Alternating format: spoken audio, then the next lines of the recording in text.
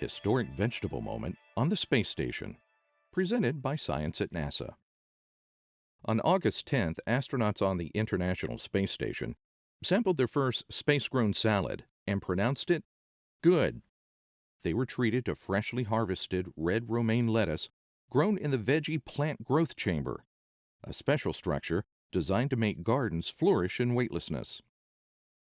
On Earth, garden flora battles such foes as cutworms, aphids, slugs, root maggots, blights, and rots. But weightlessness is one thing no earthly vegetation encounters. In a weightless environment, there is no up and down, so roots grow in all directions.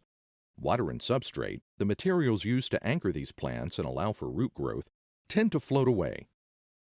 With veggie, these problems are solved by using plant pillows, bags of substrate with space dirt and controlled release fertilizer. Wicks are implanted in the bags to draw water into the substrate and provide a place to glue the seeds, which are oriented so roots will grow down into the substrate and shoots that emerge will push out of the bag. LEDs furnish light for photosynthesis and give the shoots a sense of direction so they keep growing upward. The walls of the veggie chamber can expand to make room for the growing crop. According to astronaut Scott Kelly's taste buds, this special space-tailored arrangement works. Tastes good. Yeah, I like that. Kind of like arugula. Yeah, it's fresh. That's all.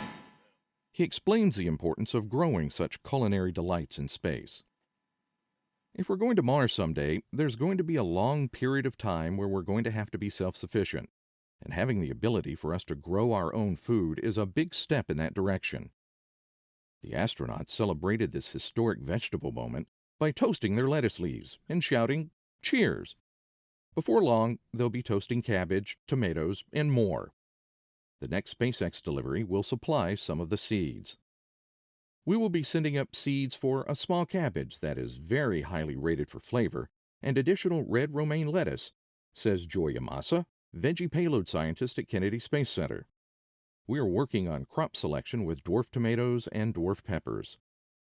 Upcoming experiments will use various ratios of red and blue lights and different fertilizers in attempts to improve crop yield, nutrition, and flavor both on Earth and in space. Other botanical treats are planned for the astronauts as well. We have additional seeds on board the station, says Massa.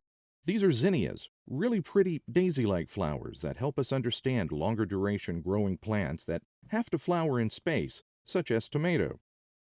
That kind of enjoyment is expected to be an important added bonus to veggie.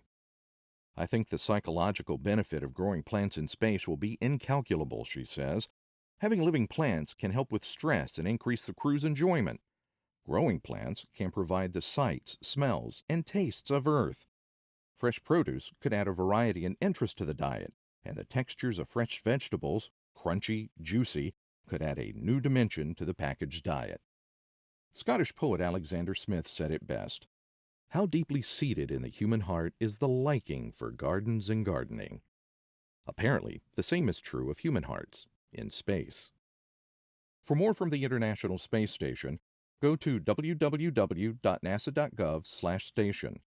For more nutritious news from Earth orbit and beyond, stay tuned to science.nasa.gov.